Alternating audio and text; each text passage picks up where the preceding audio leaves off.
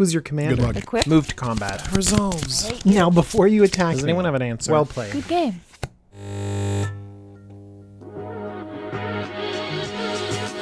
Hello, I'm Jumbo Commander, and I have a revelation of a deck tech for you today, featuring Azor the Lawbringer. Azor the Lawbringer is 2 white, blue for a 6/6 legendary Sphinx. Of course, Sphinxes fly, but when Azor enters the battlefield, each opponent can't cast instant or sorcery spells during that player's next turn. Also, whenever Azor attacks, you may pay X white blue. If you do, you gain X life and draw X cards. I know all of us are just zoning in on that last ability because that's Sphinx's Revelation. That's a great card, and now we have a great card that's just stapled on to a massive 6/6 Sphinx. Oh man, that sounds like the kind of card I want to build around. And there's just good stuff on top of it because Azor has that first ability, not flying, but when Azor enters the battlefield, each opponent can't cast instant or sorcery spells during that player's next turn. So Azor hits the battlefield, locks down everyone else so that you can make sure to cast Sphinx's Revelation. This is perfect. But hang on. This is all upside of Azor. I'm going to start talking about really how Azor fits in and what kind of deck we can build around him. Because Azor's first ability, this silence ability, is not a silence. It's not even a Hope of Girapur.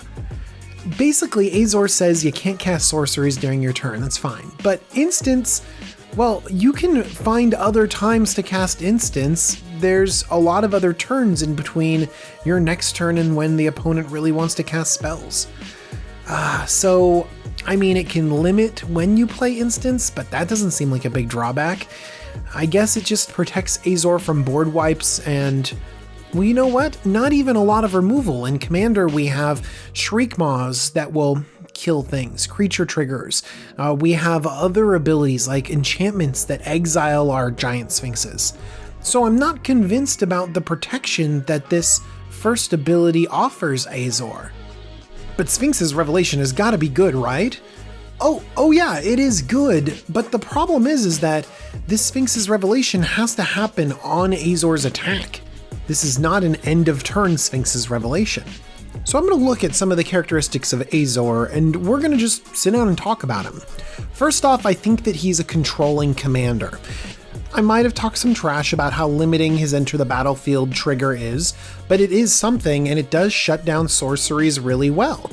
And Sphinx's Revelation is a powerful controlling card, but I have to wonder where Azor fits into other Azorious commanders. I have to say Grand Arbiter Augustin IV seems to be a great controlling general. Better than Azor in many situations. It taxes your opponents, it makes your spells cast less, and so it might do this controlling thing a little bit better. In fact, in order to really exert control, Azor will need to blink and keep shutting your opponents out of their ability to cast sorceries. I mean, I could see that. Maybe Azor is kind of a blink control general. Continually blinking Azor could be really powerful, but is it really going to be a blink control strategy? Wouldn't Brago be better, or even Rune of the Hidden Realm adding green to this combination? I don't know if blink control is the right fit for Azor either. How about if we just kind of call it a control finisher? You know, we have a whole control deck and we need a commander. Let's just have something that helps finish out the game. 6 damage is a lot. Well, then I have to think of a card like Dragonlord Ojutai. A card that has hexproof when it's untapped and literally has you drawing cards without tapping your mana. Well, maybe it's a Sphinx card, and that's why I'm really interested in Azor. But then they just came out with Unesh, and that's a real great Sphinx commander. But adding white could be exactly what we want. Now, I've just breezed through a bunch of different ways that you can build Azor. You can have a controlling commander with blink controller, control finisher, or make it sphinxy, and all of these are fine. But when I think of control in my head, I'm actually thinking of a specific type of control. I'm thinking of the classic, let's keep all of our mana up, let's just go draw, go. And then I'm going to do all sorts of crazy stuff. I'm going to counter your spells. I'm going to bounce your creatures. In fact, if you attack me, I'm going to do crazy shenanigans with ether spouts and settle the wreckage. I'm going to keep up my swords to plowshares to take that out. I'm going to end of turn factor fiction. And honestly, that doesn't match with Azor very well at all.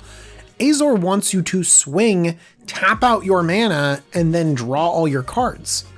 In fact, this sounds very similar to a type of control called tap out control.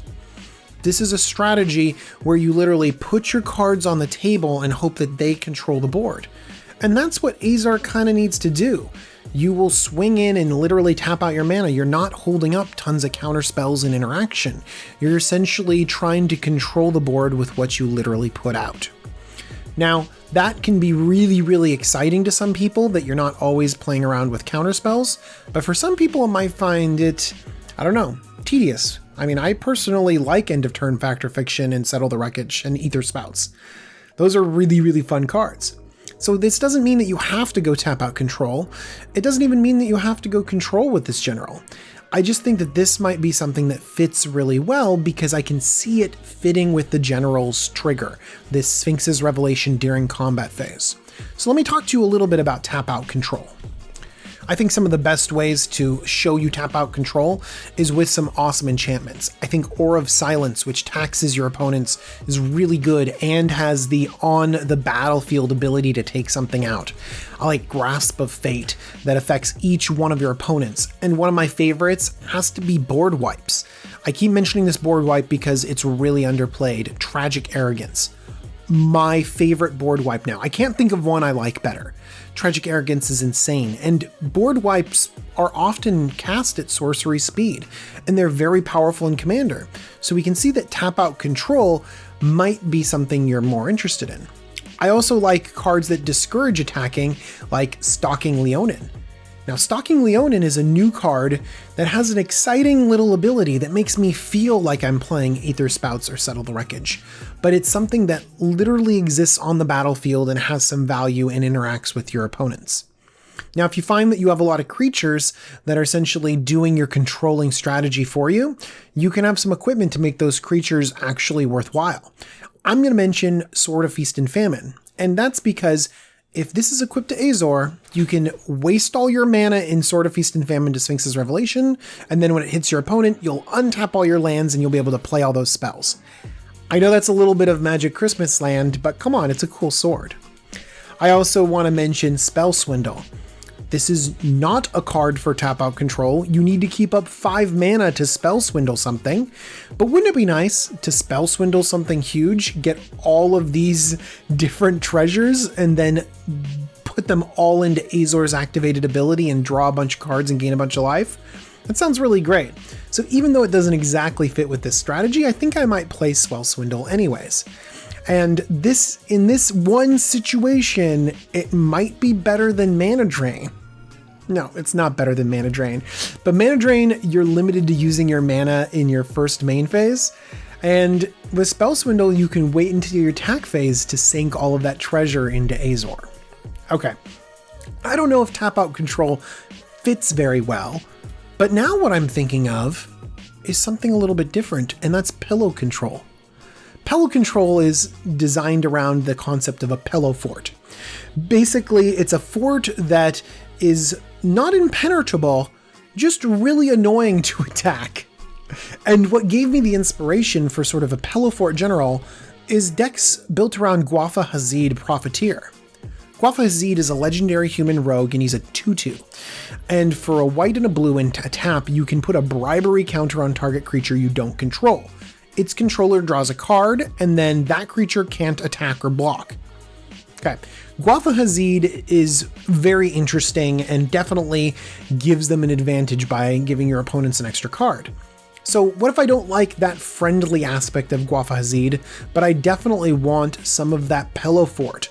I want to be able to play all of these cards out on the battlefield that control everything, and then get a few hits in with some Sphinxes, maybe even draw some more cards.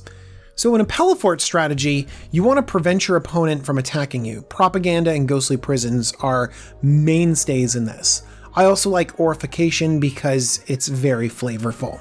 But there's some creatures that help support this strategy too. Archangel of Ties, Windborn Muse, and Orzhov Advocist. Orzhov Advocist is definitely the most controversial of them because you're giving them +1/+1 counters not to attack you. So that could come back to bite you later.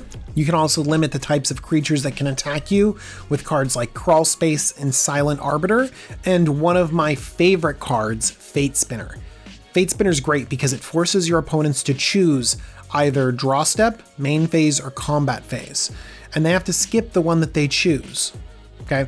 Now you think, well, I'm not giving up my draw step. That's my draw step. It's like people are attached to their cards, so that's a given.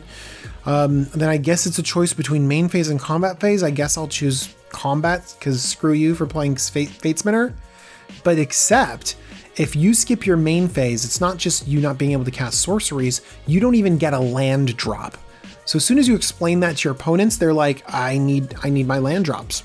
So they end up skipping their combat phase and you end up not being attacked. It's great. By the way, if you're not getting attacked, I think there's a mechanic that you'll like a lot. Have you considered the Monarch mechanic? If you are the Monarch and you're not getting attacked, then you're literally drawing an extra card every single turn. It's great. I often like throwing a Throne of the High City in many decks that I have the ability to control the board because it'll just give me tons of value, and I think the Monarch mechanic is fun and I really enjoy introducing it to games of Magic. There's a few things that you can do to your mana base in order to protect yourself too. Maze of Ith is great. Also Spires of Orazca. Thematic Compass is kind of awkward, but I think it's a fine include because Spires is going to be so good. A lot of times you don't need to actually activate these lands because your opponents just won't attack into you. They're like, I'll lose my attack if I attack into the Maze of Ith, so they'll attack someone else and you can just keep your Maze of Ith up. Less good mazes are Mystifying Maze and then Core Haven.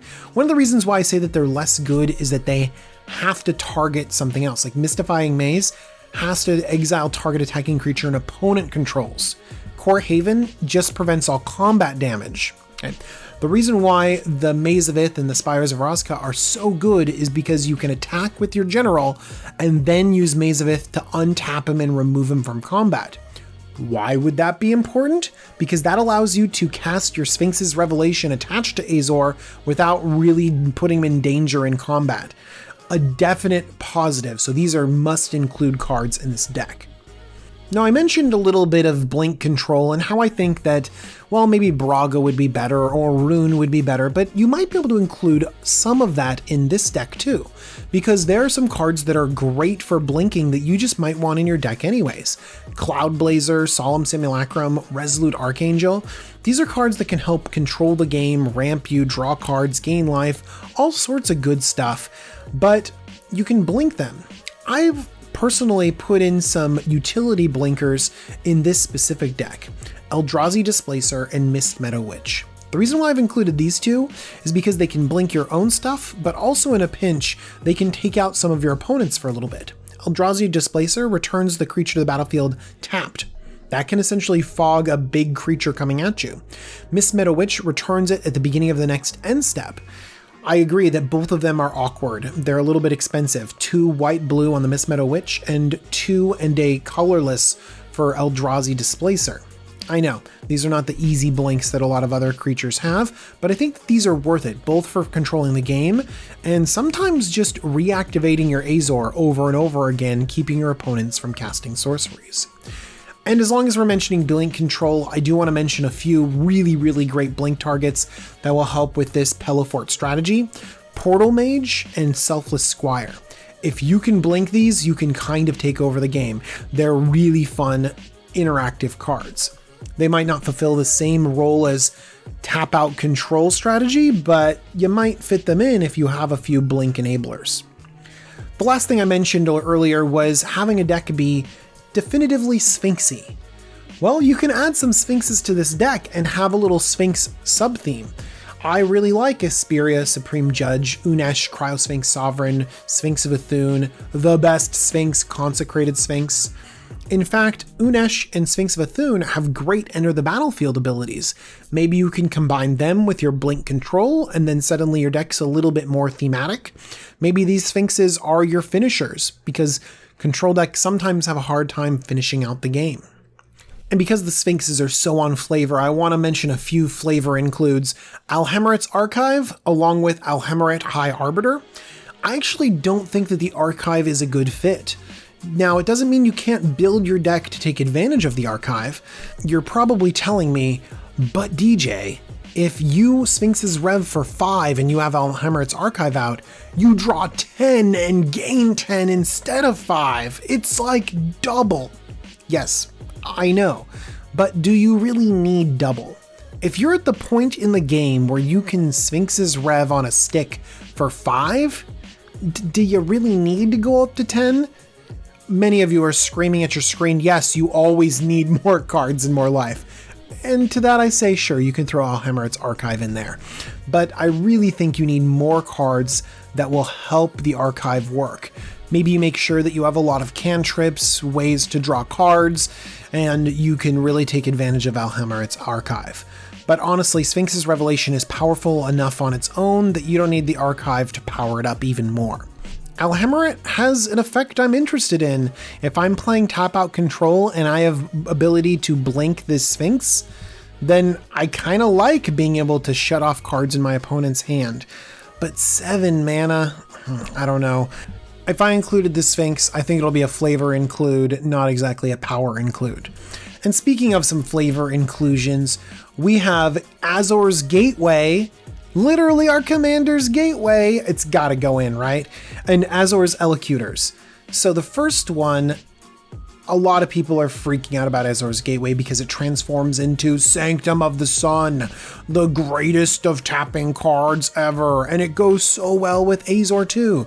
You're gonna add all this mana, then you're gonna gain even more life, and the next turn you're gonna all do that, and then we're all gonna celebrate Christmas together. I think Azor's Gateway is a little bit of a trap. It's a do-nothing card that helps you loot, kind of. You don't get the advantage of the card going into your graveyard, which isn't that bad. But then you're essentially setting up for this huge land, and I think that you're going to throw away real cards under Azor's Gateway, and then someone's going to blow it up before it ever flips.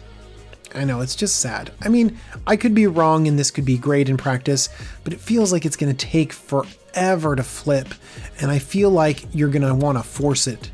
You know, you're going to throw away a real 4-drop or a real 6-drop later on in the game to get this thing to flip, and it's just going to disappoint you. We'll see. I'm going to play it, and I hope to get the Sanctum of the Sun, and I hope to put all of that crazy amounts of mana into my Azor trigger so I get the flavor win. His Elocutors are very interesting because they can give us a free win.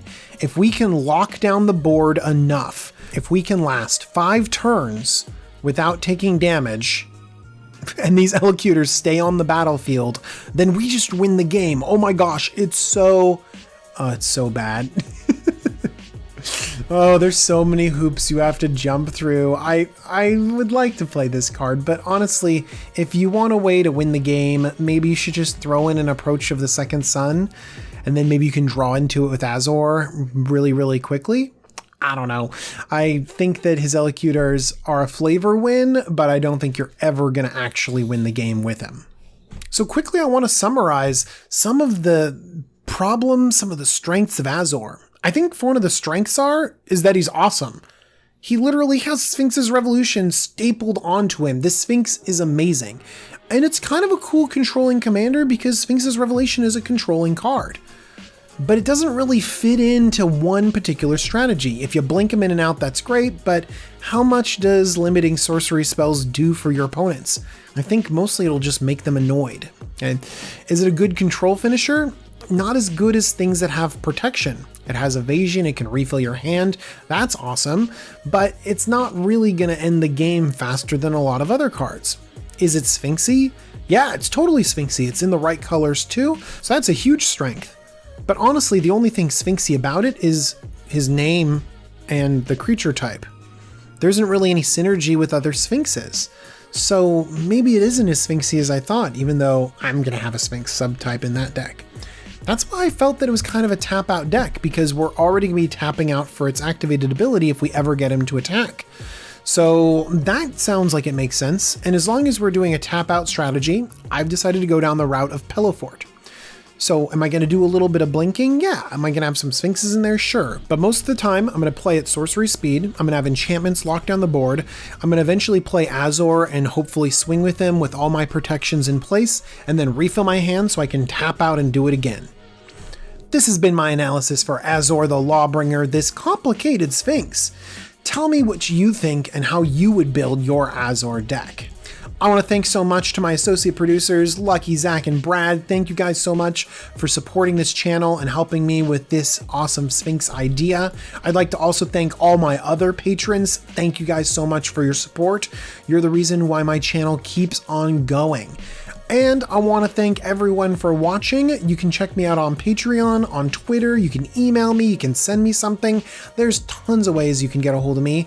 And one of the best ways is right down there in the comments. I read them all and I really love to talk to you guys. All right, I'll see you really soon for more Commander Deck Techs.